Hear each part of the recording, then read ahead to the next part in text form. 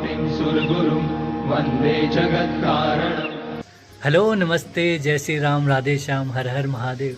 तो 12 ज्योतिर्लिंगों में से एक ज्योतिर्लिंग गणेश्वर महादेव जो कि महाराष्ट्र में स्थित है, आज मैं उसके दर्शन करने के लिए आया हूँ। और ये मेरा 8वां ज्योतिर्लिंग है जिसके मैं दर्शन करने अभी जा रहा हूँ। तो आप यहाँ पे कैसे आ सकते हैं और कहाँ रुक सकते हैं, सब बताऊँगा मैं आपको इस वीडियो में। तो बने रहिए मेरे साथ। मैं हूँ पार्थ शर्मा, आप देख रहे हैं नेवर एंडिंग एक्सप्लोरिंग। तो इसी के साथ चलिए चलते हैं एक नए सफ़र पे।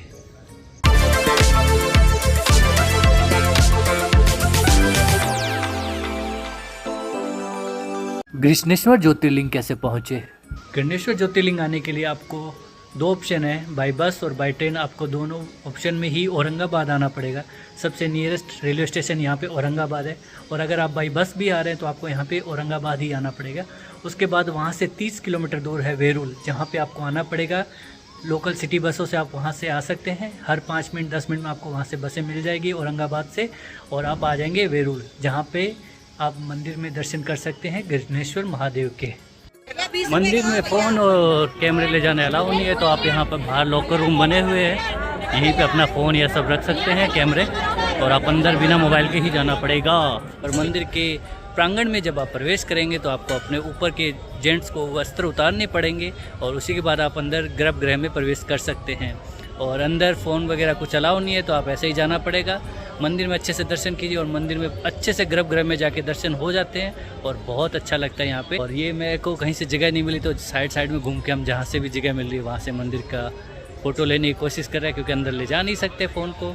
गणेश्वर ज्योतिर्लिंग की कहानी ऐसे है कि देवगिरी पर्वत पर सुधर्मा नामक ब्राह्मण अपनी पत्नी सुदेहा के साथ सुख शांति से रहता था, किंतु उनके कोई संतान नहीं थी। इसलिए सुदेहा ने सुधर्मा का विवाह अपनी छोटी बहन गुस्मा से करवा दिया। गुस्मा एक शिव भक्त थी, जो कि प्रतिदिन 101 पार्थिव शिवलिंग का विधिवत पूजन करती थी। शंकर महादेव के आशीर्वाद से गुस्मा को एक पुत्र की प्राप्ति हुई। बाद में सुदेहा को अपनी बहन से ईर्ष्या होने लगी। उसने गुस्मा के पुत्र की हत्या कर उसी कुंड में डाल दिया जिसमें गुस्मा शिवलिंग को विसर्जित करती थी। पुत्र हत्या की जानकारी मिलने पर गुस्मा दुखी नहीं हुई, बल्कि बिना शोक के शिव के भरोसे धैर्य धारण किया और वापस शिव भक्ति में लग गई। और फिर गुस्मा जब शिवालय तालाब में पार्थिव शिवलिंगों का विसर्जन करके लौट रही थी, तो उसने अपने पुत्र को सामने साक्षात देखा, और भगवान भोलेनाथ की कृपा से गुस्मा का मर्द पुत्र जीवित होकर वापस उसके पास लौट आया। भगवान भोलेनाथ उसकी भक्ति को देखकर साक्षात प्रकट हुए और वर मांगने को कहा, पर भगवान शिव उसकी बहन से काफी नाराज थे और उसे मृत्युदंड देने के लिए कहा। पर गुस्मा ने अपनी बड़ी बहन के लिए जीवन दान मांगा, और उसकी इस बात से प्रसन्न होकर भगवान ने उसे वर मांगने को कहा। तो भगवान शिव की बात सुनकर गुस्मा बोली, यदि आप मुझे वर देना चाहते हैं तो यहाँ लोगों की जीवन का उद्धार करने के लिए आप यहाँ पे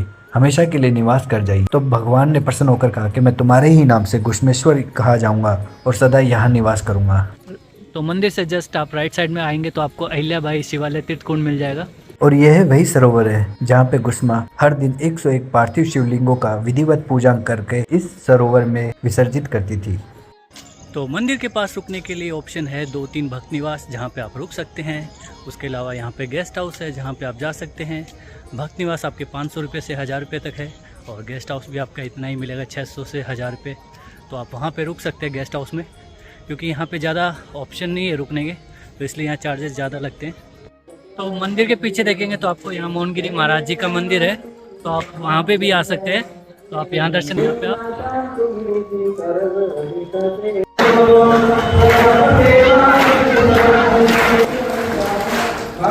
तो आप ये मोहनगिरी महाराज जी के मंदिर में देखेंगे तो यहाँ पे एक सिद्धेश्वर महादेव का भी मंदिर है, जिसमें आप जाके दर्शन कर सकते हैं अंदर से। और इसी मंदिर के आप साइड में देखेंगे, राइट साइड में, तो आप यहाँ से अंदर जाके, अभी तो लॉक है, इधर से अंदर जाके आप नीचे जाएंगे तो वहाँ पे खाने का सिस्टम होता है, जो आपको फ्री में खाना खिलाया जाता है यहाँ पे। तो आप यहाँ पे आराम से फ्री में खाना खा सकते हैं। वैसे अगर आपको खाना खाना तो यहाँ पे फ्री में खाना खा सकते हैं मोहनगिरी बाबा के आश्रम में। और बाकी अगर उसके अलावा आपको यहाँ खाना खाना है बाहर रेस्टोरेंट में, तो वो है 120 रुपये थाली से स्टार्ट हो जाता है। उसके अलावा जो भी आपको मेन्यू में खाना है वो आप खा सकते हैं। बाकी थाली जो सिस्टम है 120 से 150 रुपये के बीच में आपको यहाँ पे मिल जाएगी। तो आप जैसे ही मंदिर घूम ले तो वहाँ से सिर्फ 1 किलोमीटर की दूरी पर द ग्रेट कैलाशा मंदिर, जहाँ पे आप दर्शन करने के लिए आ सकते हैं। एलोरा केव्स में जाने के लिए आपको 40 रुपये की एंट्री फीस लगेगी। उसके बाद आप अंदर जाके सारी केव्स देख सकेंगे। जो यहाँ पे टोटल 34 गुफाएं हैं, उनमें से एक गुफा में है कैलाशा टेम्पल, और आज हम उसी के दर्शन करेंगे। बाकी सारी केव में हम नहीं जाएंगे क्योंकि बहुत टाइम लग जाएगा इसमें, तो इसलिए हम सिर्फ एक गुफा को ही एक्सप्लोर करेंगे आज के लिए। बाकी कभी डेडिकेटेड वीडियो बनाऊँगा इस पर। तो फिर हम भी चलते हैं हम कैलाशा टेम्पल के दर्शन के लिए। तो इस मंदिर की ये स्टोरी है कि सब मंदिरों को नीचे से ऊपर के लिए बनाया जाता है, पर ये एक इकलौता ऐसा मंदिर है जिसको ऊपर से स्टार्ट किया गया और नीचे तक लाया गया है, और इसको पहाड़ काट के इसको बनाया गया है। तो करीब 2 लाख टन से ज़्यादा पत्थर यहाँ से निकाले गए हैं, और वो पत्थर पता नहीं कहाँ गए, किसी को नहीं मिले वो पत्थर आसपास में। तो ये वो टेम्पल है, कैलाशा टेम्पल, शिव जी को समर्पित है ये। तो अभी चलते हैं हम इसके अंदर। एलोरा गुफाओं में टोटल 100 गुफाएं हैं, जिनमें से केवल 34 ही गुफा पर्यटकों के लिए खोली गई है। इन गुफाओं में 12 बौद्ध गुफाएं, 5 जैन गुफाएं और 17 हिंदू गुफाएं शामिल है। एलोरा की सबसे महत्वपूर्ण गुफा 16 नंबर, जिसे कैलाश मंदिर नाम से जाना जाता है। यह शिव का 2 मंजिला मंदिर चट्टान को काटकर बनाया गया है, जिसका नाम हिमालय के कैलाश पर्वत के नाम पे रखा गया है। इसका निर्माण राष्ट्रकूट वंश से शासक कृष्ण प्रथम ने कराया था। औरंगजेब ने 1862 में इस मंदिर को तोड़ने के लिए 1000 सिपाहियों को भेजा, परंतु 3 साल प्रयास करने के बाद भी वो सिपाही इस मंदिर को तोड़ने में असमर्थ रहे थे। एलोरा में टोटल 34 गुफाएं हैं, जिसमें से सभी देखने जाएंगे तो आपको पूरा दिन भी कम पड़ जाएगा। अगर इसमें से कुछ डेडिकेटेड केव्स देखनी है और जो अच्छी भी है, तो वो 10 नंबर, 12 नंबर, 14 नंबर, 16 और 17, 21, 29 और 32 नंबर ही है।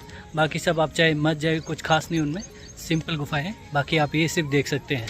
तो घृष्णेश्वर टेम्पल और कैलाशा टेम्पल से थोड़ी ही दूर, सिर्फ 4 किलोमीटर दूरी पे है भद्र मारुति का मंदिर। यहाँ पे हनुमान जी की लेटी हुई प्रतिमा है। तो अभी हम वहाँ जाएंगे दर्शन के लिए, और आपको भी अगर टाइम मिले तो आप ज़रूर वहाँ पे जाइएगा, बहुत अच्छा मंदिर है।